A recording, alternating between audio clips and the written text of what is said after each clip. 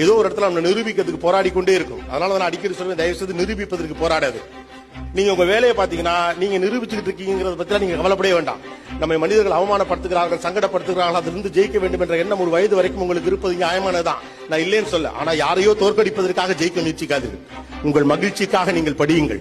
4 பேரை வாழ வைக்கணுங்கிற எண்ணத்தை நோக்கி படியுங்கள். நம்மளை அசிங்கப்படுத்துறவனை தோற்கடிக்கணுங்கிறதுக்காக நீங்க படிக்கணுங்கிற அவசியம் இல்லை. அவனுக்கு அந்த தகுதியே கிடையாது, இல்லையா? ரைட்டு தானே?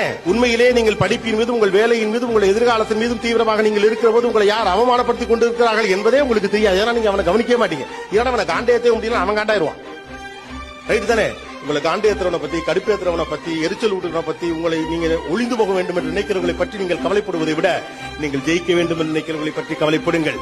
நீங்கள் அன்பாக இருக்க வேண்டும் என்று நினைக்கிறவர்களை பற்றி கவலைப்படுங்கள். இந்த புள்ள நல்லா வரணும்டான்னு உங்களை வாழ்த்துறவனை பத்தி கவலைப்படுங்க. உங்களை பிடிக்காதவர்களை பற்றி நீங்கள் கவலைப்பட்டுக் கொண்டிருப்பதால் உங்கள் பிடித்தவர்களை பற்றின கவலை உங்களுக்கு போயில்லாமல்